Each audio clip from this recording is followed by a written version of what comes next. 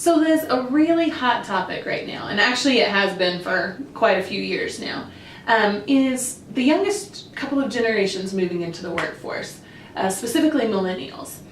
And what that looks like, their expectations are different, how leaders navigate that kind of transition into a larger millennial force in their companies. My question to you is, a lot of companies struggle figuring out how to move millennials into leadership. That there seems to be some sort of a communication gap there. And I'm wondering if the concept of leadership actually might look different to millennials than the previous generations, and if that might be contributing to some of this gap. What do you think about that? I think that's true. Millennials don't see leadership necessarily as a hierarchy.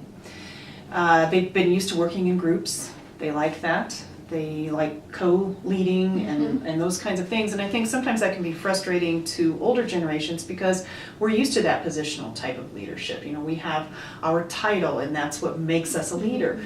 Whereas millennials really look at, okay, what are you really doing? Are you really leading? And they don't have to see steps up in an organization necessarily, as long as they truly are feeling that they are being personally and professionally developed, and that they do see a career plan. Now, it doesn't have to be, again, it doesn't have to look like this, but it can be something, well, I'm going to develop here in this skill area, I'm going to develop here in this skill area. And so it looks a little bit different for millennials. They, one of the things that they do need work on is their emotional intelligence. And that's just because of growing up with so much technology. Sometimes they haven't had the learning that they needed to have as they grow up. And I think sometimes older generations just get frustrated that they don't have it. Well, it's not their fault. Teach it to them. Just, they don't understand these things. Well, it's because they haven't been taught. So it is incredibly important as you look at how do you develop a millennial leader.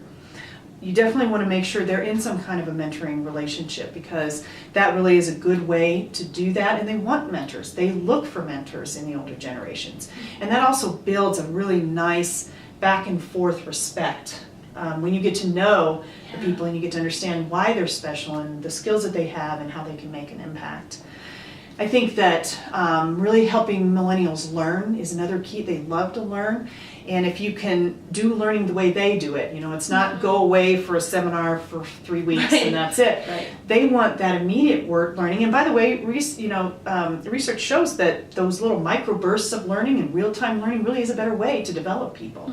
So I think that mentoring, working with them on learning and giving them as many opportunities, virtual learning. There's all kinds of different ways that learning has expanded these days, and it really can help you develop your millennials into leaders. I think that's good. I think correct me if I'm wrong, but I think there's a huge piece too of moving away from the theoretical into the practical. I feel like millennials go, great, teach me whatever, but I'm going to need to know how to use that. The theory. And honestly, it's great. I think universities and colleges are looking at doing different things to develop they're people. Adjusting to that too, for sure. That they want to make sure stuff is super practical, because if it's not applied immediately, it's lost. And again, this is just good adult learning theory, but I think we need to be more intentional about giving those opportunities to our millennials.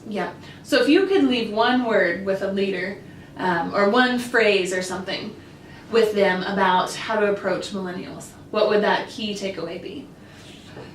Look at their unique strengths and try to empower them without telling them what to do. Be open-minded to what their leadership looks like, that it might not exactly look like yours. Okay, so that was like 4.5 minutes. Oh, sorry, that last